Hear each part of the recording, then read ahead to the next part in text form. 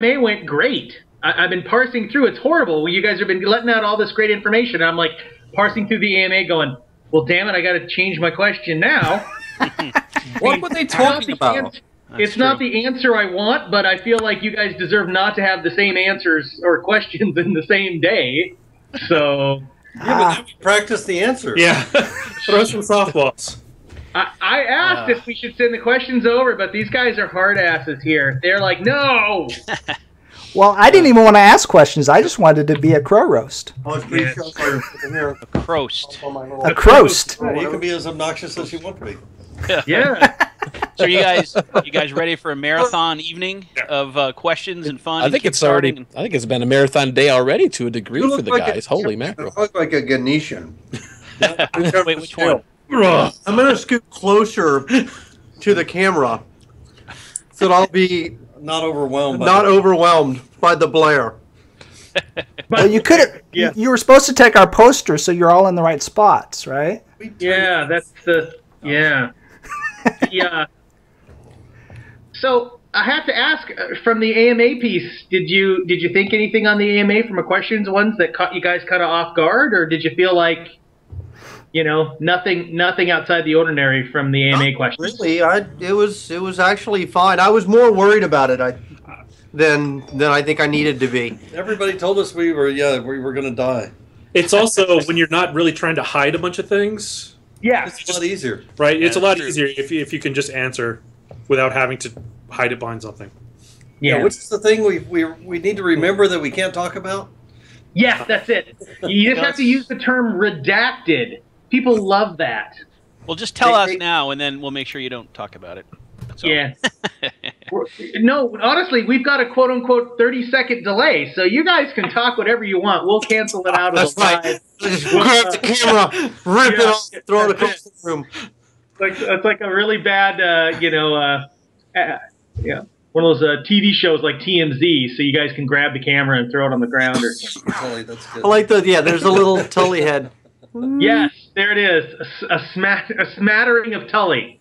Hey, if I sit on the floor over here, my head will be barely coming in the bottom, and you can... It's like, when I do this, it's like Torment. You're the skull.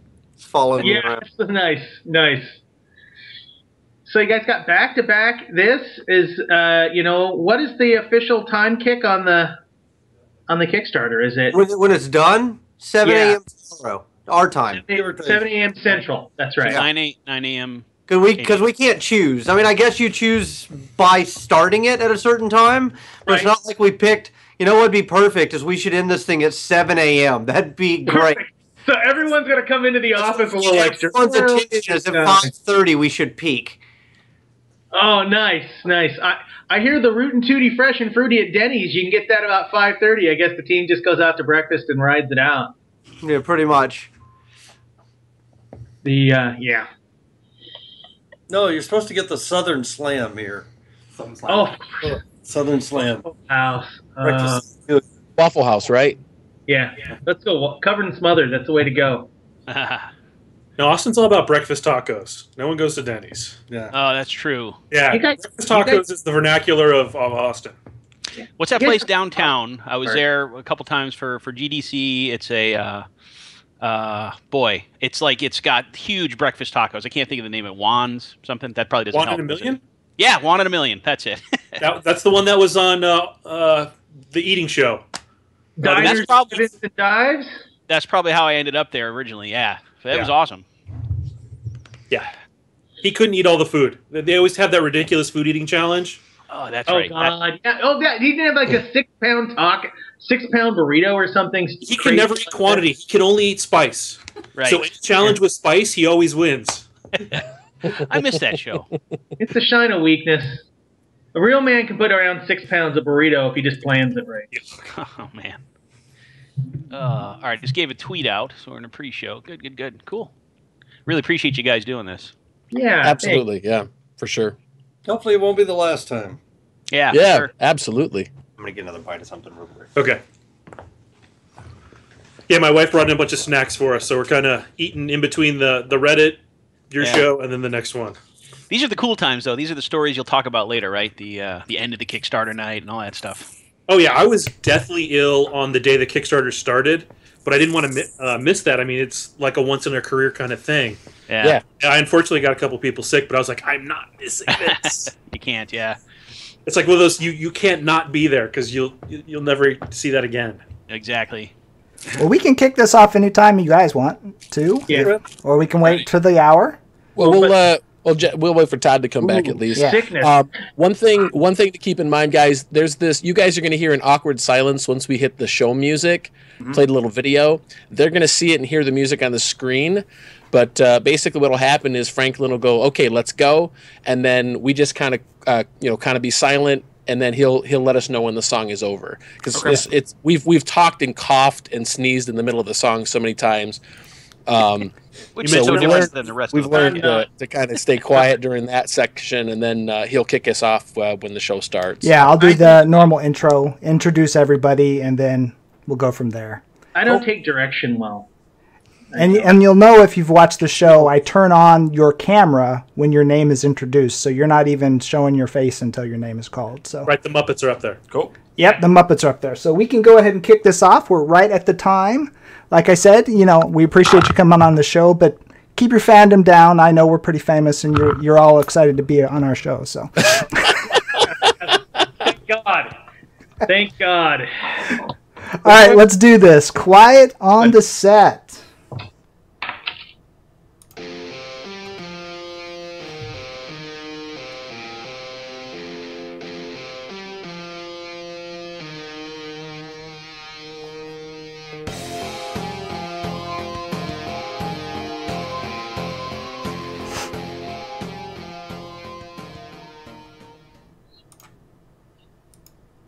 All right, welcome to another episode of the Golden Glory Podcast, the bi-weekly MMO show that dives beneath the surface, asks the hard questions, and uncovers how you, the player, can maximize your impact in-game.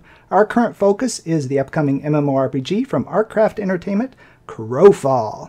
This is episode 9, Devs on the Couch. We are broadcasting live Wednesday, March 25th, 2015. We have the normal cast. We have Onrez the Economist. Say hello. Hello, everyone. We have Lethality the Trademaster. How are you, sir? Hey, you said normal cast, but you meant abnormal, right? We're an abnormal cast. And always the wonderful Airwolf, the virtuous hero.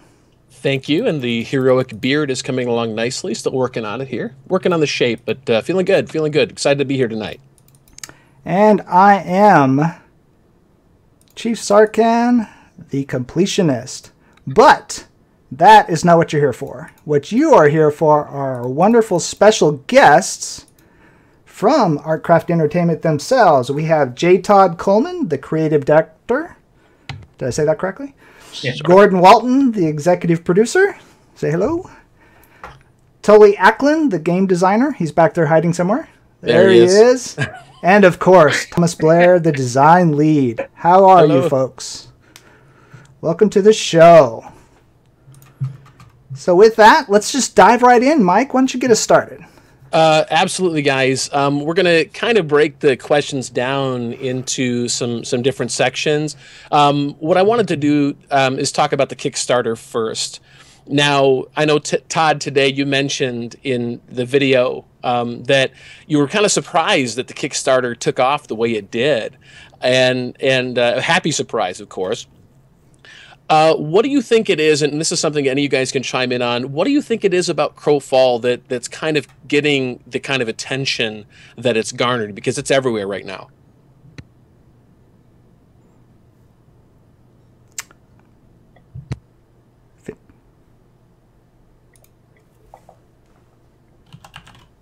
Oh, they're mute. Yep, they're muted. The words are so awesome, it doesn't even want to go across the air. It worked perfect in test. And that is the answer to your question. Perfect. Perfectly Winning did. lotto numbers. He just told me, damn it, he just told me what a thrall is. God damn it. Oh, I missed it. It's true. Raids are coming. Oh, that's nice. All right. So, I personally, back to your question, the thing that I think is resonating is when we first came out, like day one, the first thing we said was, hey guys, we're going to create something different. Some of you are going to like it. Some of you are going to hate it. Some of you are going to love it. But it's really going to be different. And of course, the immediate response to that was, no, it's not. You're going to make a WoW clone. Like, everybody was like, totally lying, not going to be at all the, it's going to be the same as everything else, not going to be at all different. And so, then what was funny to us was we, of course, knew that what we were building, you're going to make a WoW clone. Knew that what we were building really was different. Like, it was actually a different game. So for us, it was kind of funny sitting back going, all right, so we've got all these cards to play. Which one do you want to drop on them today? Because at some point they're going to start to figure out that we're not lying and that we're actually creating something different. And that means at some point some of them are going to like it and some of them are actually going to hate it. But that's cool. I mean, that was just, we knew that going into it, right? We had to tell the team that too, like, hey, we're going to polarize people. Be ready for that. Be ready that some people are going to be like, whoa, what? You're not doing this? That's all I care about. And we're going to go, yeah, sorry, we're not doing it. So I personally think that's it. There was a core set of people, so a wider than core, like a large segment of people are desperately wanting something different, in my opinion. Like, they've just been playing effectively the same game with a different wrapper now for a decade, and they really want something different. Now, that what that different thing they want is changes, and it's not the same for everybody. But our bet was that enough people would look at what we were doing and say, yeah, that sounds awesome. It definitely is different, and it's for me. And it looks like, here now at the end, that bet has absolutely paid off. But we didn't know that going into it. That was the big question mark that kept us up, sleepless night. Yeah, and I think was what Todd didn't allude to is there's also a younger audience coming up who never experienced a game like this before or any of these mechanics before. So this is something completely new to them. They have nothing to map it to. Yeah, that's true. Yeah, I had a conversation recently with a Wizard player, and I was like explaining to them an emergent thing that happened, right? There was this guy in the woods, and he turned around, and the city was on fire, and he ran over here, and he found this other group of players that were in a different guild, and he worked out a deal with them to go. And I explained it, and they just sat there looking at me like I was talking, some foreign alien tongue. Well, you usually do. I mean, if your model for playing is WoW or Wizard 101 or something like that, right? The idea that is a thing just makes zero sense to you at all. Okay. So I think that people, when we announced what we were doing, there were a number of people out there who have never forgotten. Like, they remember it distinctly, like your first love, and they have never gotten over it. And so they were just ready to have that experience again. Then there was a whole another set out there that was like, well, I'm intrigued, but I really don't know what it is you're talking about, and that's the group that we've been kind of spreading. The word's been spreading from person to person, I think. Because this has been viral, right? We've been doing a cadence of updates and constantly putting out information, but really it's the community has aggregated itself, and that's very satisfying. Very cool. Very cool. So sort of sticking with the Kickstarter topic there, can you guys, I know it's Kickstarter Eve, right? Tomorrow's the big party and everything. Can you guys give us a sneak peek into your thinking about what you might do for post-Kickstarter funding, if there's any specific kind of add-ons you're thinking about, or will you allow backers to just upgrade their pledges directly? Sure, I'll take that. I was going to say, Gordon, we're going to be crowdfunding. We're already crowdfunding on our site. We bought up PayPal halfway through the campaign. We've continued and finally got it expanded worldwide. It was a pain in the butt, big time. After the campaign's over, we'll change the packages. We'll still have the same labeled backer packages, but they will be not quite as rich as they were in Kickstarter. And so those will be available really tomorrow morning and ongoing. Over time, we'll add individual items, upgrades. We'll take a few trade-ins on some things that we want back if people want to give them back or they can't use them for some reason. Like if somebody can't come and have dinner with Todd and I, we're going to be happy to trade that in eventually and let them buy something else with that money. That's cool. I bet we'll get a lot of takers on that. Yeah, actually. That's our hope. They're going to take you to Five Guys. I mean, we like no, we're not. Nice. We like going to dinner with people, but a lot of people are never going to make it to Austin. Yeah, sure. Yeah. Well, the sooner, I mean, I think a lot of backers, the sooner you guys can get some add-ons up there, I think we're all looking forward to dropping a little bit here and there and sort of growing our pledge to the next level as soon as we can. Yeah, Bill and I have a tendency to buy add-ons a lot. The road to Ruby, we call it. Yeah, he will lead us all down that road. Bill is the guy right there. Yeah, when you look at the packages after tomorrow, they look kind of small. You're like, hey, where's all this? And it's like, wow, we were really giving away a lot of good stuff on the Kickstarter. We did it on purpose. So we're really trying to give back to those who are supporting us at this stage. Now is the time, definitely. Yeah. Of course, you want to milk us all for everything we can possibly give you, too. That's the wrong word. That's what we talk about it, right? We're like, well, let's have another milking meeting. I'm like, Your version of fishing, because we're not giving James his kind. Oh. Right to the heart, Betty. You know where? Well, let's switch it up a little bit now. Let's take it over to Eternal Kingdoms. This has been the hot button topic lately, so the next couple of questions will kind of focus on that. And I wanted to kick it off with what's near and dear to my heart, being the collectionist person. Why would I want to vassal to anyone rather than just collect everything and the taxes for myself? What is the enticement to actually do fealty? Well, why would you join a guild instead of being a guild? Am I still muted? Nope, you're good. Why would I join a guild instead of being the guild leader, right? Because there's other benefits to it. If Blair has an amazing kingdom that gets a lot of traffic and a lot of visibility, and I want to put a shop somewhere, I guess I can put it on my own kingdom, or I can go put it on his. Like, why would I go and rent retail space in downtown Austin when I could just do it at my house?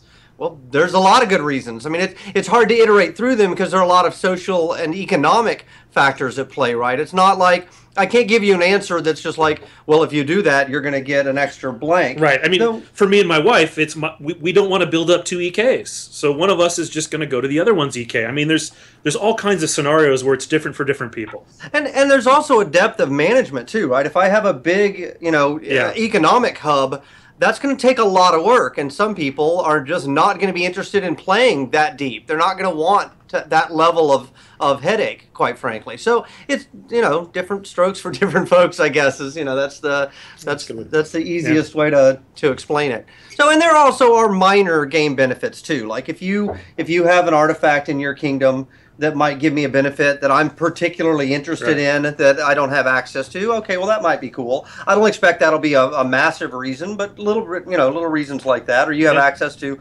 certain NPCs or whatever. So, perfect. Very good. Franklin, did you have a follow up to that, or? Well, he kind of brought it in there. I was going to ask how the social aspects and the potential bust probably dive into that, but I think he answered that, so I think we could just move on. Nailed it. So I've got a question about kind of the future of the Eternal Kingdoms. Obviously, speaking of the Kickstarter, there are some robust rewards that we've seen from the Kickstarter packages and the future packages. So let's say somebody missed the Kickstarter, or they didn't pledge in the higher tiers, but eventually they decide they want to work their way up without necessarily having to spend the cash. How would that player eventually catch up with maybe where the Kickstarter backers were that start out with larger kingdoms? Yeah, so you can build the equivalent of stuff in the game by playing the game and doing resource collection. And so we have exclusive items like the Mountain Citadel is a Kickstarter exclusive. That doesn't mean that there will never be another Mountain Citadel. It means that particular one that we're going to put out is going to be Kickstarter exclusive. You'll be able to, just through gameplay, build your equivalent of that over time. That was always very important to us. So building it and in a way that players can participate, with time, and those who don't, who actually want to spend some money, we were okay with that, but we didn't want them, necessarily getting any benefit out of that, right? We just thought, okay, well, let's give some opportunities here for them to be able to kind of jumpstart, but nothing that would influence the campaigns, nothing that would give them an advantage in terms of the actual competitive area of the game. Yeah, it's something we hear a lot, and we're very cognizant to the players. And if we're not, they make us aware of their concerns with, concerns or issues with people getting ahead and them not having a fair balance. You know what I mean? Yeah. So we hear about this multiple times in a day, and we're really aware of pretty much every scenario. So to expand on that, there was a question in the chat that was alluding to that. So for example, I forget which tier, you get a basic keep. How long theoretically would it take to build up to be able to have a keep compared to someone who bought one? Is it a 3-month exercise? Don't know yet. So that's a question that's like dependent on 4 or 5 layers of economic design. I knew it was a tough question, but we had to throw it out there. There's changes, which they will all change. The answer I'd give you would be wrong. So I don't know. We'll have to figure that out. Forget the most important one. What is the player doing to do it? Right. Right? It's Good not point. just Good point. our design, it's how much are they playing. Yeah, and how are they playing, right? If your question is, hey, I want to be a scout that hires myself out to other guilds to go into campaigns for a fee, and I want to build a mountain citadel, what's my answer versus, hey, I actually want to build an economic hub, and I'm playing the economic game, and I'm collecting taxes, and I'm forging alliances to get people to come and be tenants, and I'm getting a lot of tax money. Those answers may be dramatically different. So, it's tough. We have no clue. Balance, right? So, yeah, very cool. So, sticking to the Eternal Kingdoms topic, can you guys talk a little bit about how you envision players like exploring these kingdoms? Like, we know everyone's going to have an Eternal Kingdom, whether they use it to what extent or not. But as a player, how will I sort of pick where to go? It seems like they'll be instanced or set apart from the campaign world. So how will I know where I'd want to go? What kind of items are available there? Where would I want to buy or become a vassal? What sort of systems do you have planned to help players browse these?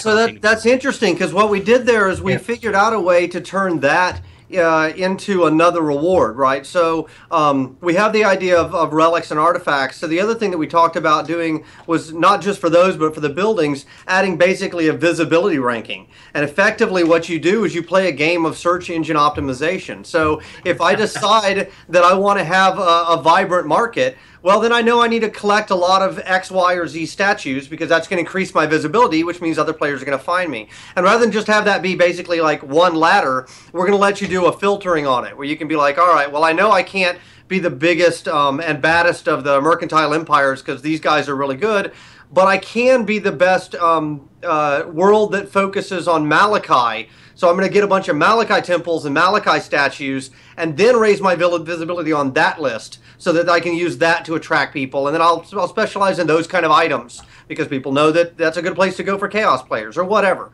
So that's the basic idea we have. It's more goal and philosophy at this point. Like, we haven't drilled that down to, okay, let's talk about what the actual filters are and let's balance the visibility. But the basic idea of let's make it an SEO game, we like that. That's a pretty cool idea, right? It's almost effectively a ladder for the economy game, if you want to think of it that way.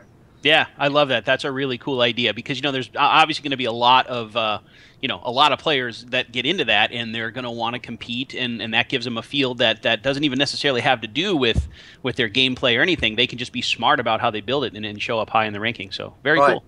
And remember it also that my parcels are encapsulated. So if I have a mountain citadel with a bunch of land attached to it, and I'm a duke on Blair's Kingdom, and I don't like the way he's treating me lately, or I think his taxes are too high, I can pull that up and I can move it and put it in Tully's world, and now his visibility goes up because Tully's world confirmed. Right? So that's an interesting, it makes it to where the piece you talked about earlier of why would I ever swear fealty to somebody else? Well, cut me a good deal, right? Like I have things that I want to do, and you can influence that. So it opens up a whole new social dynamic when you have that kind of ability to change allegiances and move things around. Yeah, and I think that's a really important point, is we're opening up social mechanics that make sense both up and down. Right? If I'm a monarch, I want a lot of vassals. But if I'm a jerk, I may not get a lot of vassals. So you have to be cool to them and not just treat them like cattle. Very cool. Or just be very, very good at treating them like cattle. Yes. You have to be an exceptional cattle baron.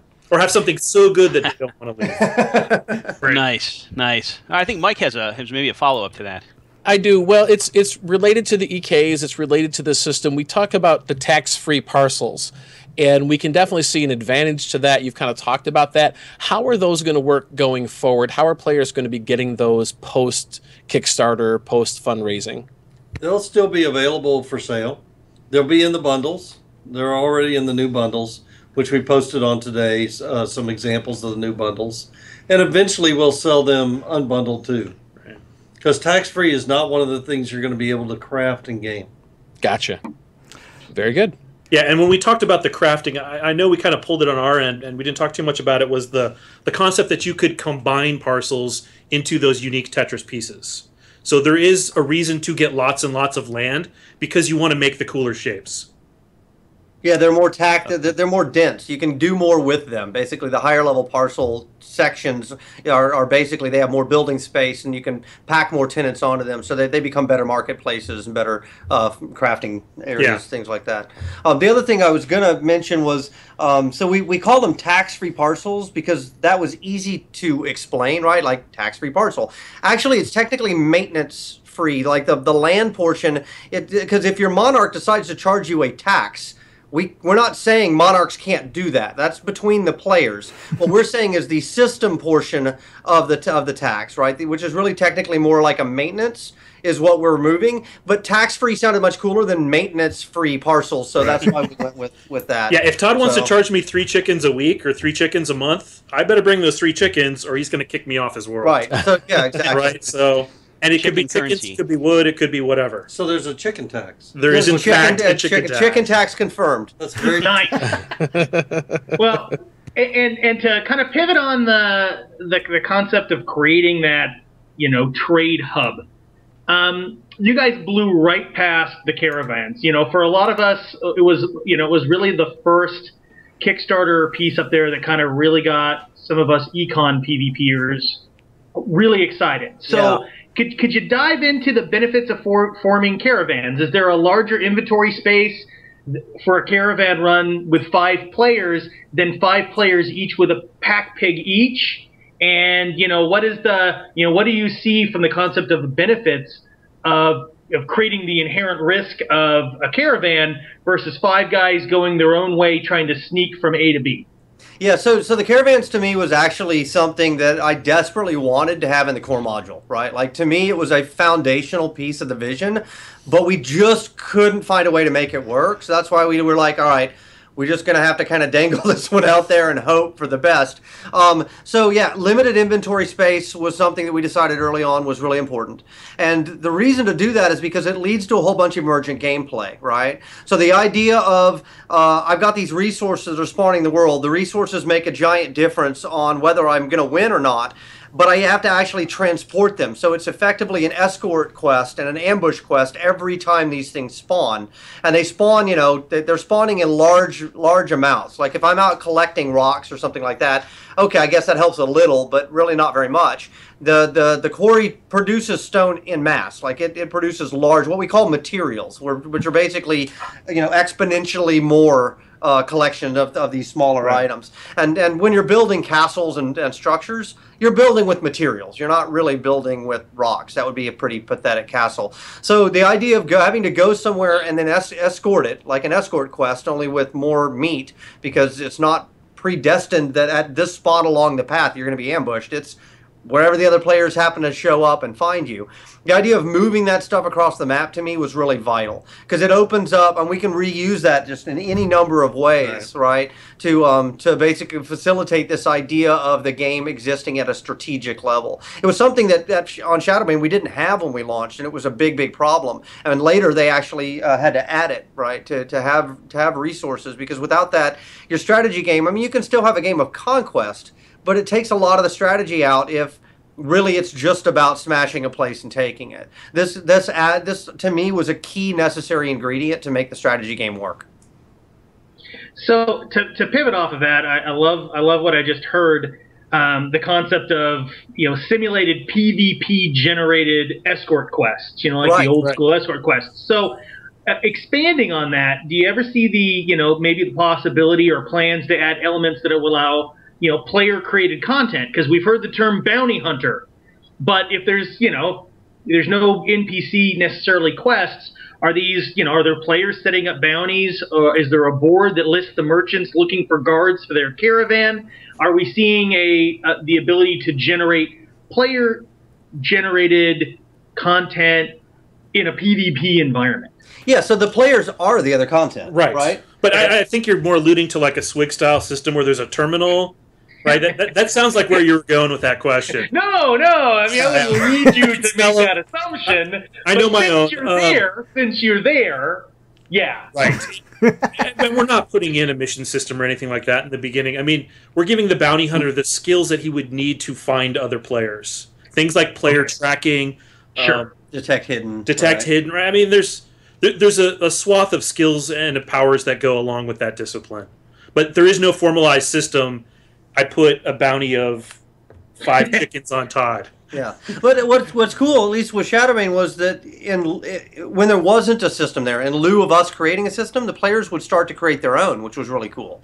Like on the forums, somebody would post, I am a bounty hunter, and if you're willing to pay me 5 chickens, I will join your campaign and go hunt people down for you. And, we had, player-driven towns that were like, all right, we're declaring ourselves a free city. We're not going to fight anybody, but we're going to fight anyone who tries to fight us.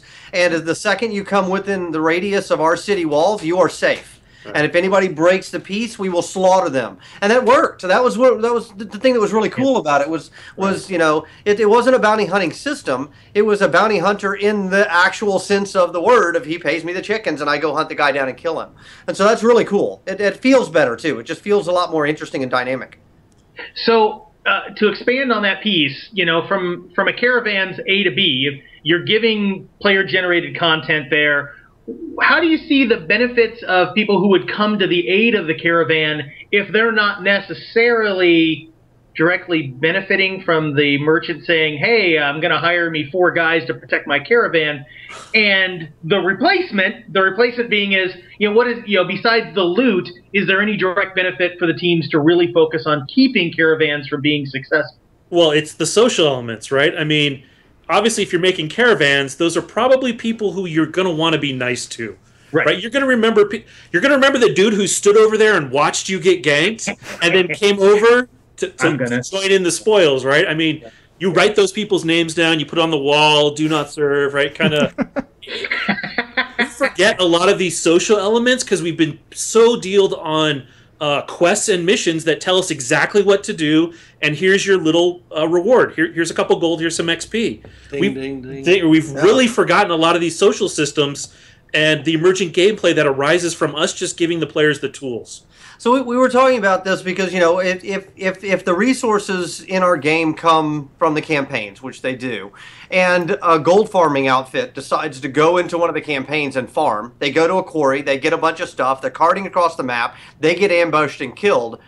Are they really gold farmers at that point, or are they just players? Right? I mean, that's if they're actually having to participate and take risk, it changes the dynamic. If I hire some players for chickens to follow my caravan just to protect me, and halfway through they turn on me, betray me, and take all the stuff, including the chickens, that's just gameplay. Like, it's all of a sudden those dynamics. I can't write quests as good as that, Yeah.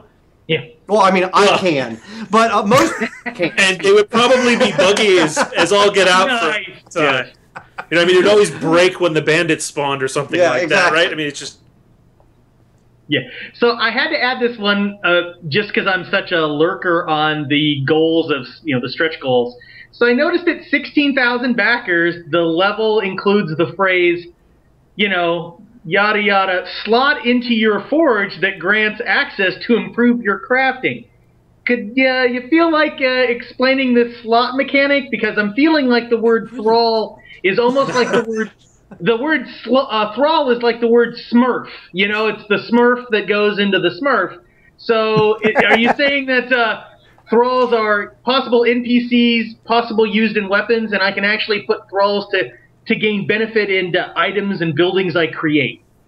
First, I never thought of a smurf and a thrall in the same neurons. They are both blue. Yeah, I guess that art that we do have, they are blue. They are wigging me out. So real quick, let me back up to the beginning of your question before you segued into the what the hell is the thrall question, which I know is the one you really want to ask. So to the first question, which is the thralls themselves. Wait a second. Hold on, give me your question again, because you sidetracked me with your actual question. What's the deal with socketing, though? Okay, the socketing, yeah. Okay, so if you were a Shadowbane player, you wouldn't ask that question, because Shadowbane, you collected NPCs and you slotted them into your buildings. So the buildings had a set number of slots, and the type of building determined the type of NPC you could slot into it. So if I had a forge, I'd put a blacksmith in it. If I had a barracks, I'd put a captain of the guards in it. And then the slot and the NPC that was slotted into it, that determined the type of thing that it did. did. Like if it was a blacksmith, I could then order items up from him and he would go off and produce them. If it was a barracks, I could order that captain of the guard to spawn a certain number of a certain type of guard, and the archers or whatever would go patrol. So so that was the first part, which was what's the deal with the slotting? So the deal with the slotting is I didn't explain it because I forget that all of our players weren't Shadowbane players. Right. And so I tend to, even here, I'm like, no, you remember like the thing. And they're like, we didn't play that game. I don't know what you're talking about. So, okay, so the second part of your question, which is what the hell are thralls? We're using thrall as a generic right now for all of these kind of spawning ghost NPCs. And yes, we do intend to have them have different purposes in the game. So we wanted to have different uses where I could find a Forge Master and I could take him back and I could use him to help me in my crafting. I could find a Blade Master and I could use him to help me with my training. I could find some other use for any of them, which was kind of a safety net for, well, what if I don't want that particular thing? Which was being able to bind them as additives into your crafting as enchantments. Yeah. We just kind of liked that idea too. It was a very Elric Moorcock idea of being able to take the spirit and bind it into an item, and it's like this katana actually has a Blade Master in it. That's just cool, you know? So so anyway, there's my kind of generic answer. And he talks to you every now and then too. That was kind of a I love that. Yeah, Nice. He might whisper. That's debatable. Well, that was a Smurfy answer, guys. Thank you. perfect. Thank you for Very that. Smuffy. Which is a perfect segue into the next part of that econ conversation is the NPC vendors. They sound like they're going to be these thralls that you can also find or create. Yeah, same deal. You basically find the ghost and say, hey, just stand here and sell this stuff for me. And he's like, all right, I'll do that. That sounds great. So we understand that currency is only resources, or you also said there's time purchased time cards. Plex Yeah, okay, system, so those are two different currencies. But yeah, there's a currency that you can use for game time. And then internally within the game, there's resources. So we're probably going to have some way of pressing resources into something that's more carryable and more mutable. Right. We just haven't gotten into it yet. And it may be as simple as metallics can be pressed into coins, and by doing so, they become stackable resources that take up less inventory space. And the purpose there is primarily to act as a currency, even though it's not a traditional MMO currency like I have 65,452 gold, you know. Instead it would be gold stacks. But this is an area that's still being debated, so normally when you guys push on these and you don't get an answer, it's because we're still arguing internally. Right. And we like to at least get on some semblance of the same page before we come out and say to the users, that way we're not actually like, these users are right and those users are wrong. No, those users are wrong, and we don't like to do that. We don't like to argue in front of the kids. That's not good. We like to write it down so we know what we're talking about because we do things like this all the time. Yeah. Well, and the reason why I was asking was more towards those NPC vendors and how we could manage that. And so you've answered the question. You still don't know, but there's something being worked on, and that's perfect. For us, that's all we needed to understand, because you know the goals of the system, though. So we can't have a system where I put a slotted NPC vendor, a thrall vendor, and say, hey, I want you to trade this sword, but I want you to sell it for 5 chickens, or I want you to sell it for 34, or I'm also I'm interested but not totally interested in this, so I want to see the color first. So that's not going to work, right? So we'll have some mechanism to create a baseline. I think that the key that we were trying to say early on is we don't want gold to be some mythical, non-inventory existent currency that simply floats in outer space. Yeah, there is no currency tab. It is an inventory object. Right, that's what we were going for. That puts it at risk, right? I mean, that's one of the big points of that system. Right, because we love the barter system, and when you say resources is your only currency, that drives the barter and makes the players the game, right? Well, it's interesting because it means people that generally don't have an interest in things like harvesting and getting resources, if they see a pile of gold, they might go grab it out of the earth, right? I mean, it opens up gameplay to people who may have not even considered that as a viable thing before. Well, and that was leading into the next part. Well, if you're not interested in the harvesting and resources is the currency, how do those that want to only focus on a certain type of gameplay, PvP being the most loudest example, how do they even do anything in the market, right? So they smash them and take their gold. Pretty much, yeah. Yeah, Other from carry players, gold, right? I carry gold on me all the time, so all I have to do is wait for someone to kill me and take the hard-pressed gold that I made. Lo and behold, you've harvested At some currency. point, you're going to want to put that in your embargo to get it out of that world. I mean, it's not like you just put it in this little safe spot and it's safe there forever. Right? I mean, there is a different thought process here between your traditional MMO and where we're going. So to get that to a spot where you can take it out of that world, you're going to have to put it at risk. Right? The constant risk versus reward, I have it, it's mine, really isn't always true, right? Because someone could hit you in the back of the head and take all your gold. Was it ever talked about real quick that once it's in the embargo slot, is it safe then? I mean, you may not get it in the end, but in the end, that's right. It's safe at that point, except that you might not get it at the end. So it's now safe from the players directly. It is not safe from the system. It's not safe indirectly because you still now have to win. Okay. Yeah, it takes it out of play, which creates that really interesting early on question of, do I fix this wall?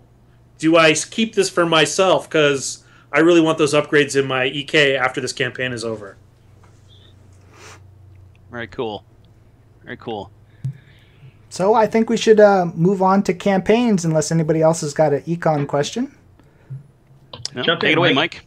All right, so moving on to the subject of campaigns, guys, there are some players, and you've mentioned this, that don't really have any interest at all in the Eternal Kingdoms, and you've talked about that's totally okay. If somebody doesn't want to focus on their EK, they could just go play the campaigns and be fine.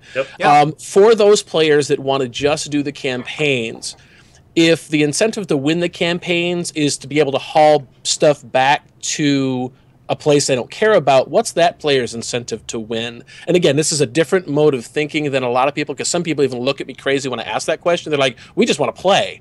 But I'm curious what your stance is on that. It is a tough question, right? Because you're saying, so for a guy who doesn't want to be married, why would he possibly get married? Well, okay, you just kind of answered your question. So that's why the tournament system was necessary, right? Because at the end of the day, we needed some other mechanism for them to have weight and merit to the campaigns. And the answer there is really bragging rights. It's knowing that I'm the best. Now, if you say, hey, I've got a guy who has zero interest in the campaigns, zero interest in the EK, and no interest in tournaments, now what's the game? What's in the game for him? I really don't have an answer to that question. Right. Like at that point now, this game may not be for you. Yeah, that's you. that's the one. So right, but I mean, you also there's a lot of different player types, right? And I mean, a lot of people just don't need that item at the end. They get happy seeing their name on a leaderboard.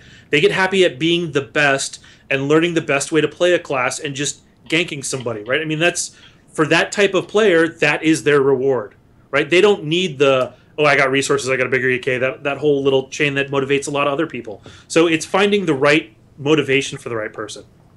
Well, can we expand on the leaderboard thing? Because that brings interesting questions. If the different play styles is you're a scout and all you're doing is scouting, and the leaderboard may be about killing or how much resources, I mean, how does the leaderboard truly capture the different type of play styles and have meaning to those people that aren't necessarily interested in the kill, but they are interested in the campaign and winning?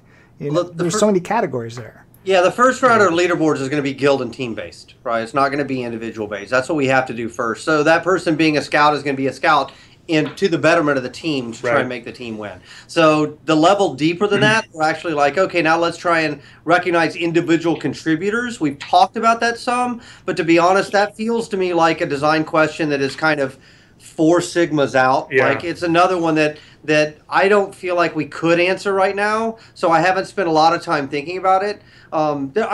This just design wise, I have a tendency to start feeling nervous when I feel like I'm basing things on assumptions that are based on assumptions that are based on assumptions. And at some point, I just have a gut feeling that I'm on shaky enough ground. I know I'm wasting time. Like once I find out, once the fog of war goes back from here to here to here, and now I can see, I'm going to end up making a different decision anyway. So at that point, you're kind of just, you know. And I think our problem is a lot bigger because in your traditional MMO, they pretty much drill it down to damage, healing, objectives taken, and that's kind of your leaderboards. But we have all of these social elements going on. How do we reward Onres for making 700 swords that won us that campaign? Right? I mean, there's there's all kinds of different things we have to look at, and it's more than just those basic 4, right? Yeah, and especially if I charged you for those. I mean, don't get me wrong. I mean, I do realize that would bring me down in the leaderboard if I sold you the 700 versus gave you those. But you figuring out how to make a cool floor in the fortress to keep out those sneaky Ganetians may have won us this keep, right? How do I reward you for that? For keeping the walls in shape? I mean, there's all kinds of different angles that we can look at this at. That's why we're starting with teams right off the bat. Yeah, we're starting with one that's not so daunting that we know how to approach it, right? There are some of those questions that are like, that is really weird. We're going to have to wait on that. We're just not there yet. Right, and when we see the gameplay, I mean, a lot of these things will just kind of fall out like, oh, this is what they do. Well, let's reward them for that, right? So, well, and it's nice at least to hear right up front. I mean, you're focusing more on the leaderboards being team-oriented, which I think drives home more of the strategic philosophy of the game, more so than the individual going out and killing 500 people but still lost the campaign. So... yeah, cool. So I sort of a follow-up to that, and I was actually struggling whether this was a campaign question or an Eternal Kingdom question, but just what you said in the context of talking about leaderboards, so we know that the campaign lengths that have been talked about are sort of anywhere from a month to 6 months or something like that. That is, so this is kind of 2 parts. That's kind of longer than in a typical... any kind of known PvP match, as we might consider them, right?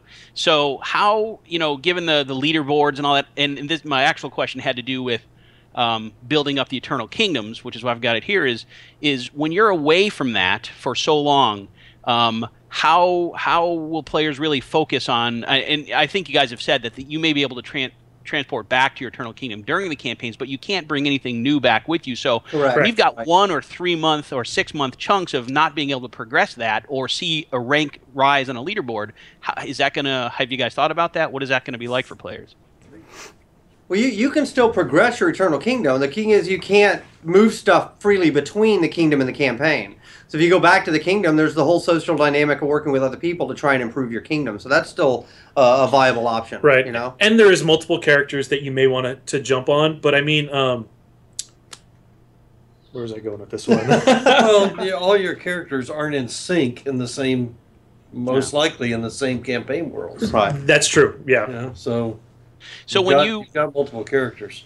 If you were to go back to a campaign, that's the thing. If you're in a campaign world and you go back to your Eternal Kingdom, how much are you hurting your team or helping yourself if you're not in the campaign that you're in? That I guess depends on how good you are and how crucial you are. Right. If it's in the middle of a seats window and you're like, guys, I'm out. I'm going to go back because I'm going to hang out with my girlfriend. She's in the Eternal Kingdom right now. I'm going home, guys. With her, you're kind of screwing your team.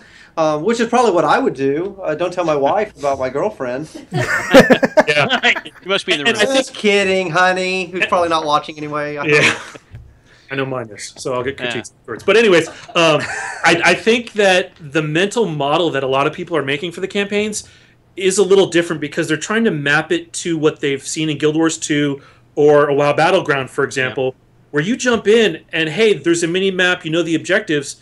Imagine jumping into a Crowfall campaign, you got stuck in a random spot in the map, you're naked, the first thing you need to do is link up with your team, right? The mini-map is all fog, you have no clue, you have to find your way. So the initial series of tasks is, how do I survive in this place? Oh crap, there's a wolf over there, I don't have any stuff yet, I don't know where my buddy Todd is, we have to figure it out and link up. We have to clear this ruins out of bad guys to start building our base in this campaign. I mean, these kinds of things, when you think of a typical 45-minute battleground, we're talking scopes of days before we have our base online, operational, stuff's flowing. Our scouts have revealed the fog of war on the map. They've brought that back for the team. It's not. It really isn't just plopping into a battleground. Here's a mini-map. We know what to go do. It's we have to find those cool POIs. Oh, there's a quarry over there. We got to get that thing and start getting that stone back here. I mean, so the length of time in these things may be too short when you look at that, right? It's funny because you're totally right. I think people use the wrong mental model. A better model, as weird as it sounds, is actually Civilization, right? Yeah. Civilization is actually not just one game. It is a series of different games. The first time I come in and I got that one little settler unit surrounded by black, right, and I don't know where I'm going or what I'm doing, feels dramatically different than I just built my first nuke and I've got all my railroads set up. And it almost feels like a different game. Yeah. So my suspicion is that we're going to have the same kind of thing, but we don't know. Again, that's part of the challenge here is we're not just basing this on something that somebody has done before. It's a new... It's a new idea, and that means that some of these ideas we're going to have are going to work great. Some of them aren't going to work, and we're going to have to go back to the drawing board. This is going to be an exploration process. The building of the game very much will be an exploration process as well. But you kind of see where we're coming from. So exciting, you know? Yeah. Right? I think it's not a battleground where you drop in and there's gates and you're waiting for the gates to rise and you bum rush out to an objective, right? I mean, there's going to be a bunch of exploration in the beginning to figure out what the map even looks like, right? And day 7, some new people may drop in. I mean, it's just, there will be people appearing. So in some campaigns, your experiences will be different, right? You didn't start off with there being no base. I joined a campaign that Airwolf was in because he said it was really cool, and the base is already set up. So, again, it will be different every time. I think that's cool. That helps a lot. Myself and probably a lot of others thinking of it, just expanding our thought about what a campaign means. And you've always used the term campaign. It's not a battleground. It's not a match. It's not any of those. It's going to be its own thing, and that's what's cool. Just real quick follow up, and then Mike, I think we'll go to Mike. Is there the concept then of a typical MMO play session? Is there a thing as downtime? I know we're not going to have on-res fishing, but what kinds of is there such a thing as downtime? Are there things you do, or is it always look to fight and craft and gather, or what would that be like? There was I'm using Shadowbane again as the model. It was peaks and troughs. You had uptime, you had downtime, and the real you had a lot of basically you had time back in your city where you were kind of dealing with building the city, your forge, building items, stuff like that. Then you had what was really I call raiding, but it's not like PvE style raiding. It's more, hey, we know that there's a good monster spawn over there where players go and they try and get gold, so let's go kill those players. Let's go hide there and ambush somebody and take all the gold they just collected. So that was more of an ad hoc small party system of let's go on foraging parties out and ambush whoever we can find. And then you had the sieges, which were a handshake of, okay, this Thursday we're going to be sieging you. All right, okay, well then we're going to make it happen at 8 o'clock. Okay, sounds good. We'll see you then. So we had kind of the multiple layers of how those activities would happen. Right. I'm expecting it'll be the same thing here. I mean, you're going to want to work on your the next series of swords or whatever, right? So you're going to get a harvesting party to go out. You're going to need a couple people to guard you, and you go out and you look for silver or gold or whatever you're looking for. So you have all of this build-up gameplay to get to the siege, right? I mean, so there's lots of activities to do outside of just banging on someone's walls. Cool. Very cool. Cool. Mike, you want to take it? Yeah, so obviously a lot of us will be doing a particular thing quite frequently in-game. I expect this will happen to me a lot, and that is dying. Dying. A lot of dying. And we've heard about graveyards, and those of us that aren't familiar with maybe systems like this, how do graveyards work with dying? Does that affect where I respawn? Talk to us a little bit about how, what happens to me when I die. Do I have to start over from square one? And I know some of the rule sets will adjust this, but fill us in a little bit, if you could, about what's it going to be like when a player dies, and are there things that teams can do in the game to make it so it's not quite as painful, I guess.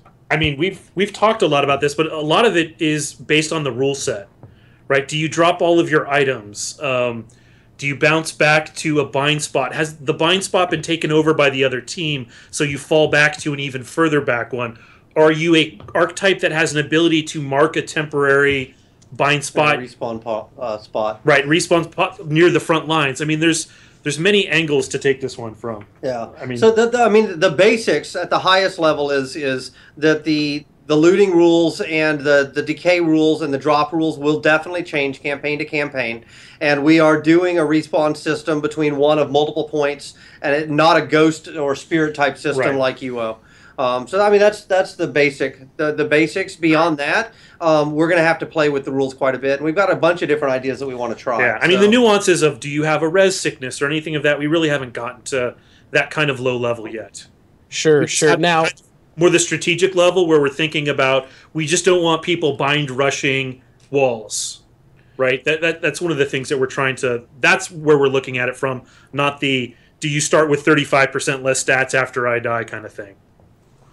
So a player dies and they lose, some of their gear, some of their items. I know there are people that are coming from a lot of different games where that's kind of scary for them a little bit. They're open to the idea, but the items, how powerful are items, and how big a deal is it if I lose a sword or lose a shield or lose a shoulder? Lose what's in my bag. I mean, how big a deal is that? I mean, I suppose like some of the stories we've heard from Eve, that could be inconsequential or it could be really huge.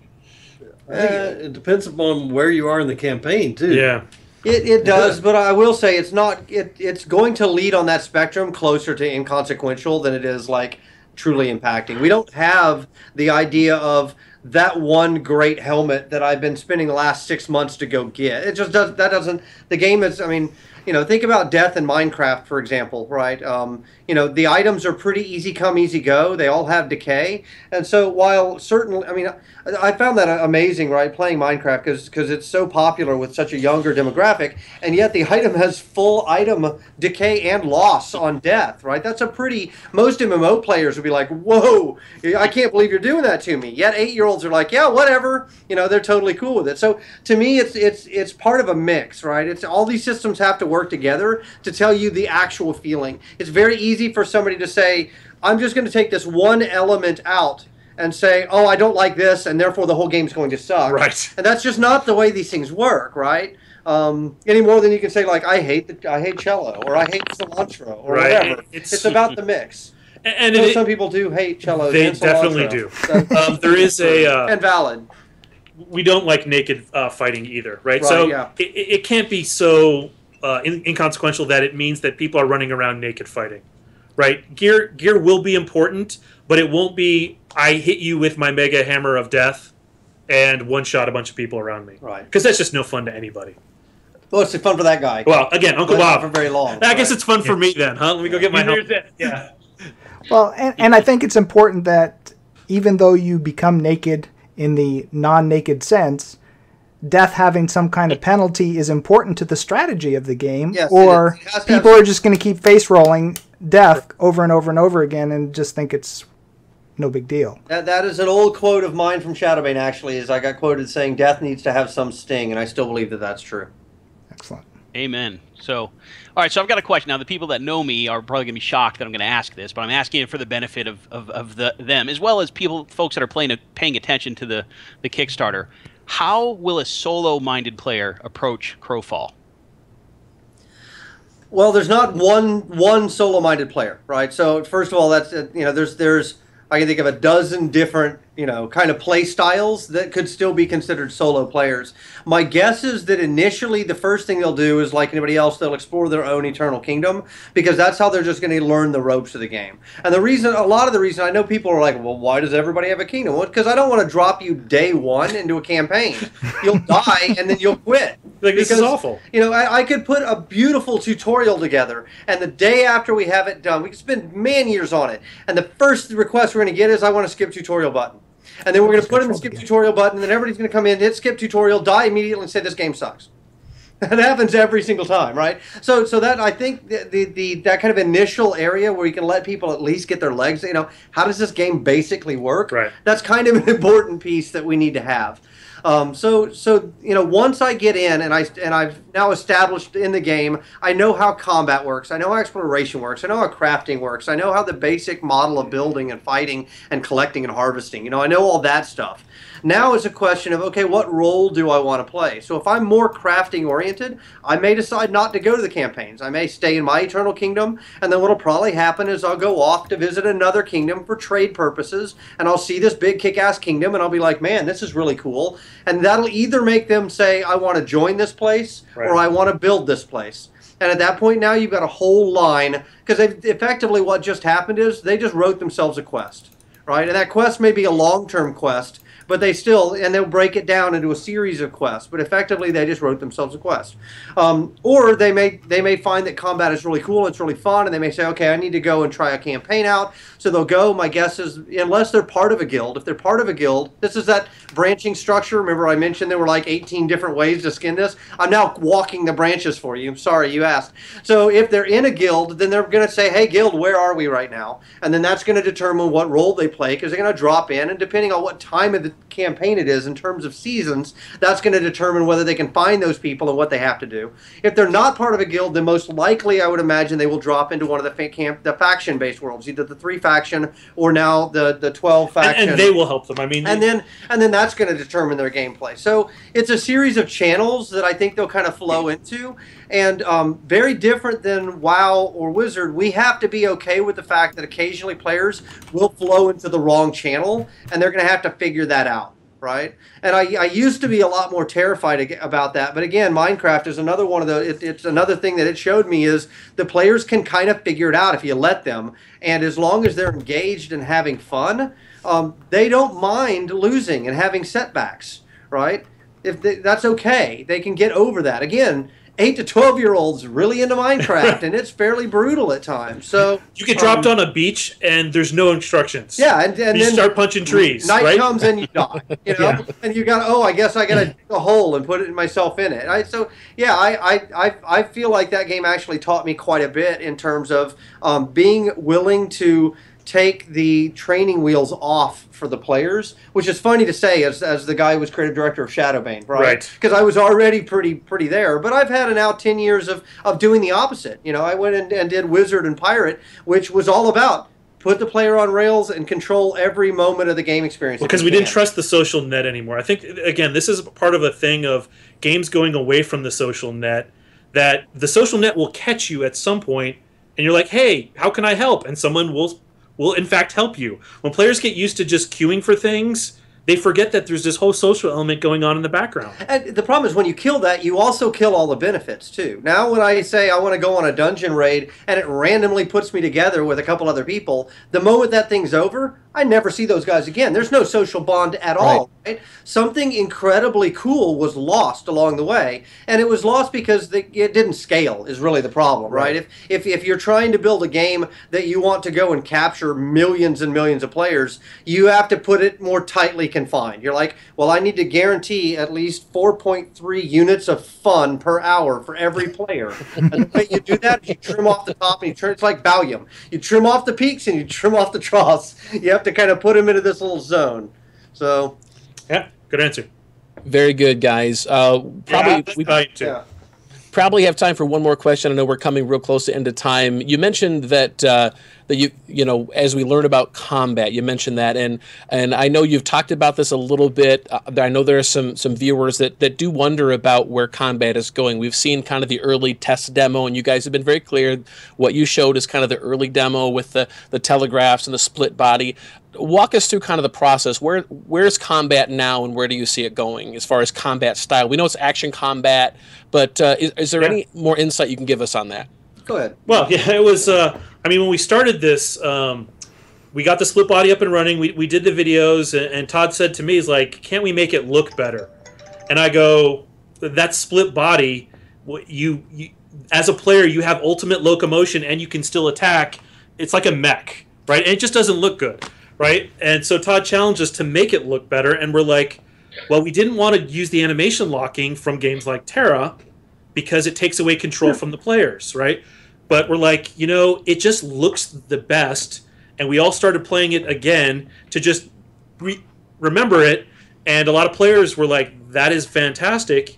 So that's the path that we've started going down. Yeah. And we have largely re-swizzled on that one because we just weren't happy with it where it was before. So he wasn't happy with the way. It wasn't good enough. Right? I mean, we're gonna do that again. It wasn't good enough. And this is a great spot because right at the beginning of a project, you can make big giant swizzles like this.